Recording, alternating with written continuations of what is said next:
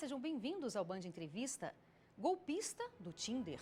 O documentário da Netflix está entre os mais vistos no Brasil e vem fazendo sucesso no mundo inteiro. Mostra a história de um homem que deu golpes em mulheres de vários países. Estima-se que o prejuízo causado pelo vigarista chegue a 10 milhões de dólares. O chamado estelionato amoroso vem aumentando no mundo inteiro. A forma de agir é basicamente a mesma. Homens fingem estar apaixonados, seduzem, fazem promessas de amor e, no fim, inventam alguma mentira para extorquir dinheiro. Os prejuízos não são apenas financeiros. As sequelas emocionais são grandes. Mas por que será que mulheres ainda caem nessas armadilhas do amor? Que vulnerabilidade é essa que faz com que muitas mulheres não enxerguem a verdadeira face desses homens? Para falar sobre esse tema, nós convidamos a professora e pesquisadora do Departamento de Psicologia Clínica da Universidade de Brasília, Valesca Zanello. Valesca, que prazer recebê-la aqui. Prazer. Muito obrigada, viu? Prazer, Renata, tá aqui de volta, né? Verdade, viu? Nossos debates são muito importantes e prazerosos, né? A gente conversar sobre esses temas que estão aí à tona, não por acaso, né? São temas importantes aí para nós, mulheres, e para a sociedade como um todo, né? Queria começar perguntando, Valesca, por que tantas mulheres caem nesses golpes? Eu acho que a primeira coisa que a gente precisa dizer é que esse golpe é muito antigo. Então, assim, a tecnologia, a internet amplificou a possibilidade desse dano. Então, por exemplo, juntar essa quantia de 10 milhões. Mas esse tipo de extorsão sempre existiu e é uma violência patrimonial. Mas por que as mulheres entram nisso? A gente precisa falar do tipo, da forma de amar que as mulheres aprendem na nossa cultura. Então, em geral, as pessoas pensam que o que existe de mais instintivo e natural são as emoções. E uma das coisas que a antropologia, por exemplo, e a psicologia têm demonstrado é que as emoções são aprendidas. A gente aprende a amar, a odiar e outras emoções de forma específica. A nossa cultura ela é muito machista, ela é sexista, ou seja, ela separa muito os papéis de homens e mulheres. Isso quer dizer que aquilo que é demandado para os homens, em termos de aprendizagem da hombridade, e para as mulheres é diferente. Por que eu estou dizendo isso? Porque o tipo de amor que as mulheres aprendem é uma forma de amar identitária. Dito de uma forma simples aí para quem está nos assistindo, quer dizer que a gente aprende que ser escolhida e se manter escolhida por um homem é a chancela de sucesso da nossa mulheridade. É o que eu chamo de dispositivo amoroso. Então, uma metáfora que eu criei para a gente exemplificar o dispositivo amoroso é a prateleira do amor. Então, a ideia é de que a gente se subjetiva nessa prateleira. E essa prateleira ela é mediada por um ideal estético, também se construiu historicamente, que é branco, louro, magro e jovem. Então, quanto mais distante desse ideal, pior o seu lugar na prateleira. E isso é muito importante. Aumenta a vulnerabilização da mulher. Por quê? A chancela é sair dessa prateleira. Então, qual é o nosso botão de vulnerabilidade? É ser escolhida. Isso me fez, inclusive, a afirmar no meu livro essa ideia de como é que é muito fácil na nossa cultura e no Ocidente em geral que um perebado se transforma em príncipe encantado. Isso é muito interessante. Um homem que saiba manipular isso, que você é diferente, nunca conheci uma mulher como você, olha, te conta um segredo e diz que nunca contou isso para nenhuma outra. Quer dizer, ele não só está te fazendo se sentir a escolhida, como ainda te fazendo sentir como diferente das outras mulheres, porque essa prateleira é marcada pela rivalidade. Então, duplamente tem um efeito aí narcísico para essa mulher e ela fica completamente inebriada. Então, esse tipo de homem sabe manipular. Mas é isso, esse tipo de relação onde o homem fala, olha, esse mês agora não deu para pagar meu cartão, será que você não pode pagar para mim? Esquece de te pagar. Ou será que você não pode, meu cartão estourou? Você não pode comprar o meu armário no seu cartão? Então, isso é muito comum. A diferença é o tamanho, o vulto, né, que esse golpe tomou com esse golpista. Muito interessante você falar isso, Valesca, porque, assim, quem não assistiu deve assistir, né? Porque esse documentário, ele simboliza muito, assim, tem várias partes onde a gente pode aprender várias coisas, né? Tem vários aprendizados nesse documentário, em que eu vou ter que dar spoiler, não tem jeito. Ele falava as mesmas frases para as mesmas mulheres, né? Frases de amor, então ele estava no mesmo ambiente, ele fazia filmagens no mesmo lugar, com as mesmas frases e mandava para todas as mulheres. E todas elas se sentiam especiais. Assim, é a questão da vulnerabilidade, da fragilidade e da escolha, né? Todas elas achavam que estavam sendo escolhidas por ele. Então, é a mesma chave. A mesma chave. É tudo isso que você está falando, assim. Então, a gente tem que sair dessa prateleira, né? A gente tem que entender esse dispositivo, a gente tem que entender esse mecanismo mesmo que esses homens utilizam. Então, assim, em 1 mês, 2 meses, o cara, você é a mulher da minha vida, eu quero casar com você, eu quero que você seja mãe dos meus filhos. Opa, peraí, tem algo de estranho, de muito estranho aí, né? Sim, o milagre é muito grande, a gente desconfia do santo. E não só isso, né? Eu acho que tem uma questão. Primeiro, ele pede dinheiro e ele se faz num lugar assim que ele está sendo perseguido, né? Mas ele primeiro paga o começo da dívida e depois é que ele deixa de pagar. O que é importante também dizer é que as mulheres na nossa cultura, elas não são chanceladas, elas não são validadas a dizerem não. Então, também no processo de subjetivação, a gente aprende o seguinte, e aí tem a ver com outro dispositivo que eu abordo, que é o dispositivo materno, a gente é heterocentrada. O que isso quer dizer? Que existem fortes pedagogias na nossa cultura que nos ensinam a sempre priorizar os interesses, desejos e anseios dos outros em detrimento do nosso. Então, dito de uma forma simples, a gente aprende no tornar-se mulher de uma certa forma, primeiro o outro, segundo o outro, terceiro o outro, 10º eu. Já o tornar-se homem, ele é marcado pelo egocentramento. Então, os homens se priorizam e quem sabe lá em 10º lugar sobra para outra pessoa. Então, quando ele pede dinheiro, por exemplo, isso aparece no documentário, uma delas é o dinheiro do apartamento dela. E mesmo assim, ela empresta. Ela não se sente bem, mas ela não consegue dizer não. Então, acho que essa é uma questão muito importante. Quer dizer, ele sabe exatamente manipular as vulnerabilidades que têm a ver com esse processo de subjetivação das mulheres. E foi em outros países, mas que são ocidentalizados. E aí a gente precisa falar, Renata, como é que se dá essa pedagogia afetiva? Né? Através de um conceito de uma autora que eu uso muito, que chama-se Tecnologias de Gênero. O nome da autora é Teresa de Lauretis. Que quer dizer o seguinte, quer dizer que existem produtos na nossa cultura que não apenas representam essas diferenças de gênero, de valores, de ideais, de estereótipos, mas têm o poder de criar, de incitar, de conformar. Na nossa cultura marcada pela virtualidade, os principais produtos culturais são as mídias. Então, música, filme, desenho. E aí, para quem está nos assistindo, eu faço um desafio. Tente achar qualquer tipo de filme que seja feito para o público feminino e que o tema central não seja amor. E outros também que são risíveis, são comédias, são mulheres que não casaram. Vejam as palavras, ficaram encalhadas, ficaram para titia, solteirona. A ideia de uma forma pejorativa, né? Sempre de uma forma... A mulher solteira, ela é sempre retratada, isso é histórico, tá? Esse combate à solteirona veio desde o século passado e é um programa, um projeto higienista, no sentido de eleger o casamento como aquilo que vai realizar a mulher, que é essencial para ela ser uma mulher plena. Então, é muito importante dizer o modo também que esses produtos representam essa relação com o homem. Então, vou dar aqui alguns exemplos. A Pequena Sereia, né, que é a história de uma sereia super curiosa, super topetuda, ela não obedece o pai diz não vai em tal lugar, e ela conhece um homem e ela fica completamente abestada. Sim. E aí, o que esse desenho nos ensina? Primeiro, ela vai fazer de tudo para poder ter um corpo de mulher e conquistar o homem, e ela perde a voz. Esse é o preço para ela ter um corpo de mulher. Então, outra aprendizagem, a gente precisa aprender a se calar. Então, mesmo as mulheres se sentindo mal com a história do dinheiro, elas demoram. Só quando elas começam a desconfiar que elas começam a cobrar o cara. Então, esse é um ponto importante. Um outro também exemplo que eu acho que é bem ilustrativo é a Bela e a Fera. Então, uma menina linda que casa com um ogro, né, na expectativa de que esse ogro se transforme. Então, esse também é um ponto muito importante. Como é que as mulheres elas se relacionam com o perebado esperando que se torne príncipe encantado? Ou elas se apaixonam pelo suposto apaixonamento do cara. Vejam que esse tipo de enredo, ele é o tempo inteiro reformado em novas mídias. A gente teve ano passado, ano retrasado, Bridgerton, que foi um seriado, não sei se você se lembra, que bombou também na internet, né? No Netflix.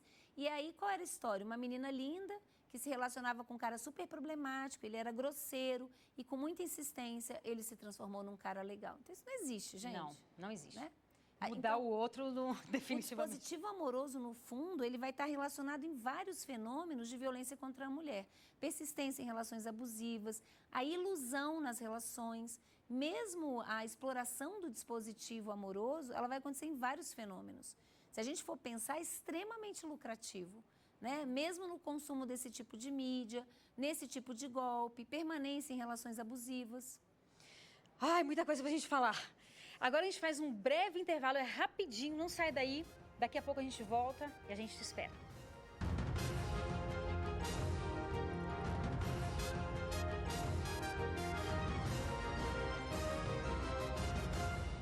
Estamos de volta com o Band Entrevista, hoje falando sobre os golpes amorosos na internet. A nossa entrevistada é a pesquisadora e professora do Departamento de Psicologia Clínica na Universidade de Brasília, Valesca Zanello.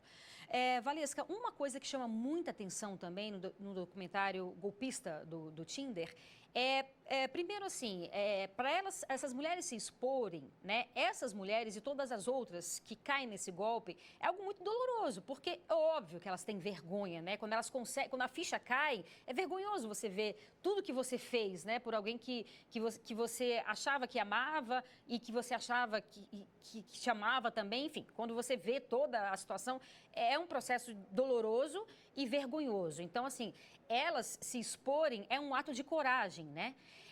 E depois você perceber que elas foram muito julgadas e criticadas por mulheres. Que coisa louca isso também, né? Eu acho que aí tem duas coisas. Primeiro, a vergonha surge de uma particularização do sofrimento. Então, elas acreditam, nossa, aconteceu comigo, eu sou uma idiota. Sim. Quando elas começam a perceber que o cara dava golpe em várias, a gente começa a ter uma politização do sofrimento. E é isso que a gente precisa fazer em relação ao dispositivo amoroso. Uhum. Porque não tem a ver com a biografia da Valesca, da Renata, da Paula, da Lúcia. É algo que nos atravessa. Sim. É transversal, inclusive, às classes sociais. Uhum. Então, por isso que uma das coisas para a gente combater esse tipo de crime e outros, como a persistência na relação abusiva, violenta, é promover o letramento de gênero.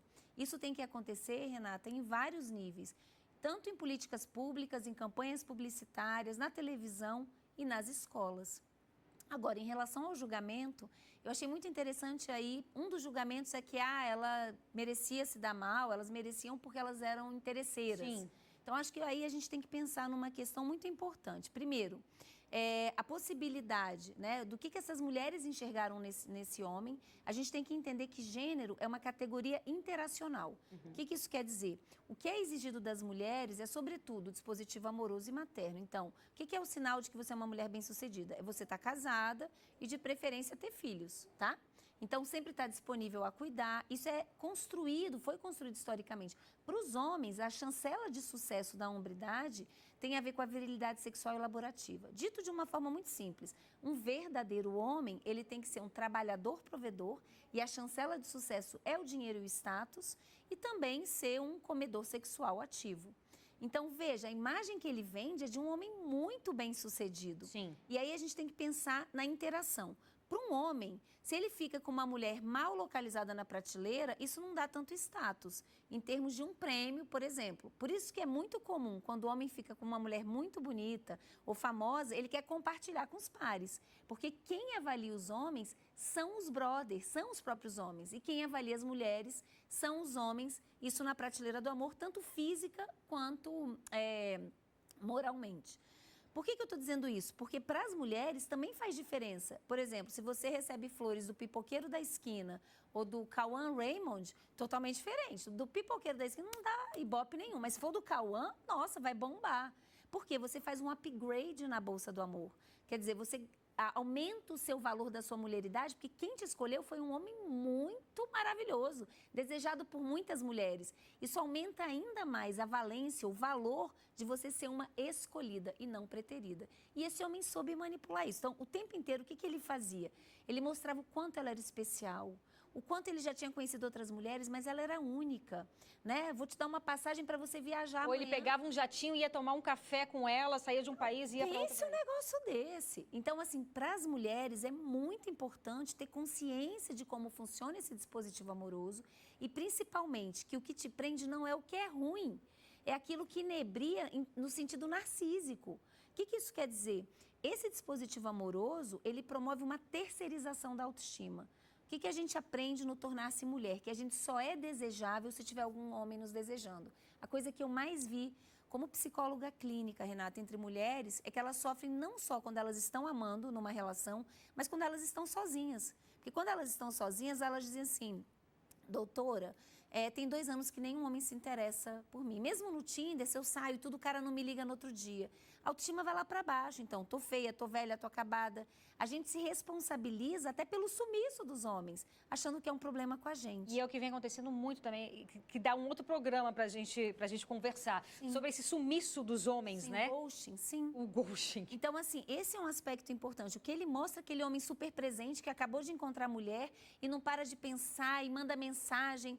Veja, não é só que ela está interessada por ele. As mulheres se apaixonam muito pelo apaixonamento que ela pressupõe causar no homem, porque é uma devolução da própria autoestima. Então, tem vários aspectos ali em jogo.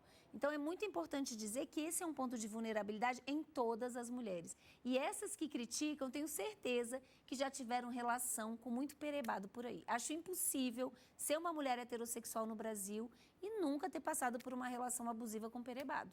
Como romper isso, então, Valesca? Como romper essa lógica que foi nos passada durante séculos? Então, a gente tem que pensar como isso é reproduzido hoje. Eu acho que a gente pode ter várias frentes. Então, primeiro, todas as frentes que possam promover um letramento de gênero, que é justamente a consciência, dar nome para essas vivências, conhecer esse dispositivo amoroso, como ele funciona, em que ele te deixa cega. Porque na hora que ele fala assim, nossa, Renata, você é inesquecível, ou te conta um segredo e diz, nunca contei para ninguém, você vai às alturas. É isso que te deixa completamente cega, é o efeito em você. E aí tem várias coisas. Por exemplo, através do estudo, leitura, para as mulheres que estão aí, leiam coisas sobre gênero, sobre essa questão do modo de amar que a gente aprende. Grupos de mulheres. Então, sabe assim, não precisa ser psicoterapia. Se pudesse ser uma psicoterapia que tiver uma perspectiva de gênero, melhor. Mas, assim, grupos de amigas, a gente sair, falar, pensar junto. Porque quando eu conto alguma coisa que me aconteceu, por exemplo, estou eu, você e outra mulher, e você diz, gente, eu já passei por isso, ela, eu também. A gente começa a perceber que o que nos aconteceu não é uma questão pessoal. Tem a ver com... O problema não está comigo, né? Exatamente. Tem a ver com essa violência estrutural que é o gênero e que nos faz amar dessa maneira. Outra questão, a gente ter programas na TV, como agora esse programa que está falando sobre essa questão, levando esse conhecimento a muitas mulheres, né? Campanhas publicitárias que deveriam ser promovidas pelo próprio governo. Certamente. Então, acho que a gente tem várias coisas que a gente pode fazer. A educação é fundamental. A educação nas escolas, começando cedo e, principalmente, apresentando para as meninas outras possibilidades identitárias fora do amor e da maternidade. O que não quer dizer ser contra, que a maternidade e o amor sejam uma forma de realização, mas que não nos seja apresentado como a única. E é isso que a gente aprende, que você pode estar feliz em tudo, mas se você não tiver um amor, está incompleto, está faltando a coisa mais importante. Então, isso é um produto cultural e que precisa ser mudado. Com certeza. E agora a gente faz mais um breve intervalo e volta daqui a pouco. Não saia daí, a gente te espera. Passa por...